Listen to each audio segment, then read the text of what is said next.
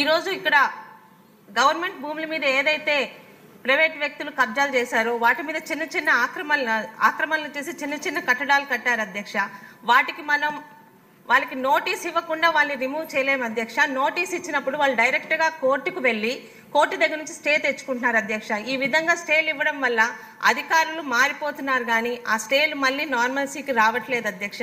దయచేసి మీ ద్వారా రెవెన్యూ మంత్రి గారికి విన్నవించడం ఏంటంటే దయచేసి కోర్టులు కూడా ఈ ప్రభుత్వ భూముల మీద ఈ స్టేలు ఇచ్చినప్పుడు కొంచెం ఆలోచించేలాగా మన ప్రభుత్వం తరఫు నుంచి వాళ్ళకి మనం మెసేజ్ పెట్టకపోతే అధ్యక్ష కొన్ని కోట్ల విలువైన ప్రభుత్వ భూములు ఇలాగే కోర్టు రికార్డులోనే ఉండిపోయి వాటి మీద ఎటువంటి సమస్యకి పరిష్కారం ముందుకు వెళ్ళట్లేదు అధ్యక్ష. ధన్యవాదాలు అధ్యక్ష. ప్రశాంత్ రెడ్డి గారు. మినిస్టర్ గారు. థ్యాంక్ యూ అధ్యక్ష.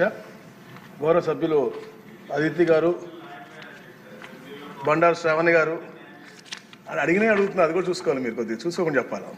గౌత్ శిరీష్ గారు అందరూ కూడా అంటే ఈ రాష్ట్రంలో యాక్చువల్గా ఉన్నటువంటి పరిస్థితి అధ్యక్ష. ఎందుకంటే అధ్యక్ష గత పరిపాలకులు అధ్యక్ష ఏదైతే మనుషులు ఎమోషన్ దెబ్బతినే విధంగా వారి యొక్క ఆలోచనలు కూడా పరిణామం తీసుకోకుండా రీసర్వే అని చెప్పేసి అంటే ఏదైతే మంచి కాన్సెప్ట్ అధ్యక్ష డిజిటల్ చేయాలని చెప్పేసి కేంద్ర ప్రభుత్వం సపోర్ట్ చేస్తున్నటువంటి పూర్తి 100% సపోర్ట్ చేసినటువంటి కార్యక్రమం అధ్యక్ష.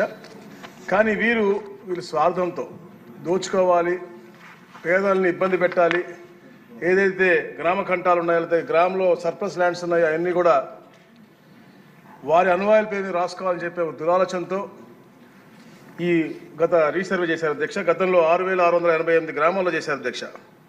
ఆ 6,688 గ్రామాల్లో అధ్యక్ష నాకు దాదాపుగా 2,79,712 అర్జీలు వచ్చినాయి అధ్యక్ష. అంటే మేము ఏదైతే గ్రామ సభలు నిర్మించాము, ఎందుకంటే మన ప్రభుత్వం వచ్చిన తర్వాత అధ్యక్ష పెద్దలు చెప్పినట్టుగా 100-80% రెవెన్యూ సమస్యలు వస్తూ ఉన్నాయి కాబట్టి తప్పకుండా పరిష్కరించాలని చెప్పేసి గౌరవ ముఖ్యమంత్రి గారు స్పెషల్ డ్రైవ్గా తీసుకుని ముందుకెళ్ళమని చెప్పారు అధ్యక్ష. దాంట్లో భాగంగానే రీసర్వేకి గ్రామ సభలు పెట్టాము అధ్యక్ష. ప్రతి ఒక్క రీసర్వే జరిగిన గ్రామంలో ఈ సభలు ఏర్పాటు చేసిన అధ్యక్ష.